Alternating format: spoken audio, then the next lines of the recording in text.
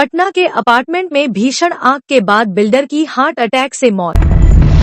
बिजली गिरने से बिहार में 21 लोगों की मौत। पत्नी ने नहीं बनाया चाय तो युवक ने की खुदकुशी। 8 मीटर का रिचार्ज सिस्टम 1 साल से फेल। चलिए अब खबरें जानते हैं विस्तार से। पटना के अपार्टमेंट में भीषण आग के बाद बिल्डर की हार्ट अटैक से मौत। फ्लैट में फंस गया था परिवार। आपको बता दें कि पाटलिपुत्र थाना इलाके के एक अपार्टमेंट में शनिवार दोपहर एसी में शॉर्ट सर्किट होने से भीषण आग लग गई। फ्लैट में बिल्डर का परिवार फंस गया। इसके बाद हार्ट अटैक से बिल्डर ने दम तोड़ दिया। मां ने पढ़ाई के लिए डांटा तो बेटी ने किया सुसाइड। नालंदा में इलाज के दौरान मौत। मामा बोले अगले साल मैट्रिक का एग्जाम देने वाली थी। आपको बता दें कि घटना के संबंध में मृतका के मामा ने बताया कि शनिवार की शाम नेहा को उसकी मां ने पढ़ने के लिए कहा। इस दौरान मां ने डांटा भी। इसके बाद उसने गुस्से में आकर घर में रखा जहर की गोली खा ली। बिजली गिरने से बिहार में 21 लोगों की मौत। आपको बता दें कि वैज्ञानिकों ने बताया जलवायु परिवर्तन के कारण गर्मी बढ़ती जा रही है। इसके चलते दुनिया भर में गरज के साथ छींटे पड़ने की गतिविधियां बढ़ी हैं। यही वजह है कि आकाशीय बिजली गिरने की घटनाएं भी बढ़ी हैं। पत्नी ने नहीं बनाया चाय तो युवक ने की खुदकुशी। अस्पताल में भर्ती सास से मिलने आया था युवक। पत्नी से नाराज होकर घर पहुंचा और खा लिया जहर। आपको बता दें कि भोजपुर में रविवार को एक युवक ने जहर खाकर सुसाइड कर लिया। युवक ने हॉस्पिटल में अपनी पत्नी को चाय बनाने के लिए कहा था, पर जब उसने चाय नहीं बनाई तो युवक गुस्से में घर आया और जहर खाकर जान दे दी। बिहार बिजली न्यूज। स्मार्ट मीटर का रिचार्ज सिस्टम 1 साल से फेल, अटक रहा पैसा। लोगों ने बताई विभाग की नाकामी। आपको बता दें कि बिहार में बिजली विभाग बिजली चोरी को रोकने और बकाया कम करने को लेकर लगातार नए नए हथकंडे अपना रहा है। स्मार्ट मीटर भी इसी का पार्ट है। हालांकि स्मार्ट मीटर घर घर लगा दिए तो लेकिन सिस्टम दुरुस्त नहीं रहने के चलते लगातार शिकायतें आ रही है। बिजली उपभोक्ताओं को परेशानियों का सामना करना पड़ रहा है।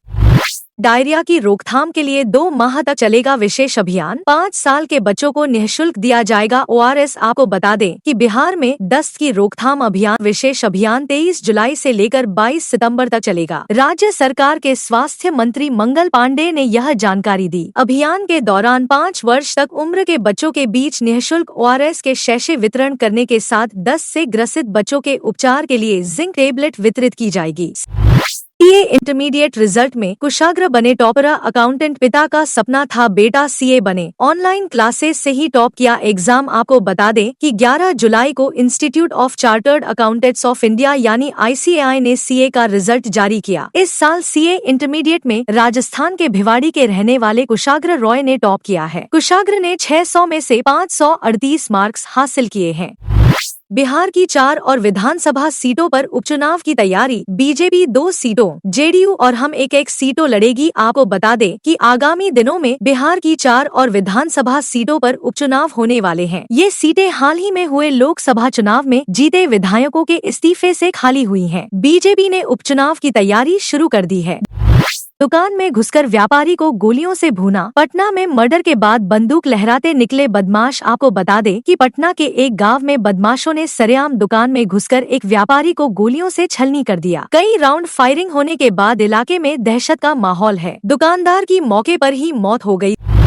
Bihar teacher news. परीक्षा पास करने वाले नियोजित शिक्षकों के लिए बड़ा अपडेट। काउंसलिंग शेड्यूल जारी। आपको बता दें कि सक्षमता परीक्षा पास कर चुके 1,87,818 नियोजित शिक्षकों के लिए बड़ी खबर सामने आई है। पदस्थापन के साथ ही नियोजित शिक्षकों राज्य कर्मचारी का दर्जा मिल जाएगा। वहीं शिक्षा विभाग ने सभी जिलों के लिए काउंसलिंग का शेड्यूल तैयार कर लिया है। शिक्षकों की काउंसलिंग 1 अगस्त से कराने की तैयारी है, जो चरणबद्ध तरीके से की जाएगी। शख्स ने चोर बाजार से खरीदा iPhone 15 Pro। फोन के ऑन होते ही पैरों तले खिसक गई जमीन। आपको बता दें कि अपना iPhone दिखाता हुआ नजर आ रहा है। शख्स ने iPhone 15 Pro खरीद लिया चोर बाजार से, वो भी सिर्फ 10,000 रुपए में। बिल्कुल असली फोन है। अगर उसका फोन ऑन नहीं होता है तो वो पहले उस चार्ज करता है। चार्ज करने के बाद वो अपने फोन को ऑन करता है तो सबसे पहले एप्पल का लोगो दिखाई देता है, जिसे देखने के बाद वो खुश हो जाता है। मगर उसके बाद उसे सैमसंग, मोटो, लेनोवो, नोकिया के भी लोगो दिखने लगते हैं। आगे चलकर दोस्तों, आप जब भी चोर बाजार जाएं तो सतर्क रहें। पाकिस्तान में बैठकर बिहार से हो रहा साइबर फ्रॉड। कमीशन पर सेट होते हैं लड़के, कुछ सेकंड में क्रिप्टो में बदलते हैं पैसे। आपको बता दें कि पाकिस्तान का यह नेटवर्क बिहार के कई इलाकों में सक्रिय है, जो युवा वर्ग को टारगेट कर उनसे फ्रॉड करवाता है और साइबर ठगी के पैसों को नेपाल के रास्ते और क्रिप्टो में बदलकर पाकिस्तान भेजा जाता है। वहीं इस गाँव से जुड़े आधा दर्जन गाँव में रोजगार का मतलब ही साइबर ठगी है, जिसमें 16 साल से 35 साल के युवा तो शामिल हैं ही, लेकिन अब इसमें लड़कियां भी इन्वॉल्व हो रही है। Bihar election 2024 result news. Rupauli में हो गया खेला, निर्दलीय प्रत्याशी ने मार ली बाजी, बुरी तरह हारी बीमा भारती। आपको बता दें कि बिहार में रुपौली सीट पर हुए उपचुनाव का फाइनल नतीजा सामने आ गया है। बीमा भारती को इस सीट पर बुरी तरह हार मिली है। वहीं जेडीयू और आरजेडी भी पस्त हो गई। यहाँ कुल 11 प्रत्याशियों की किस्मत दांव पर थी।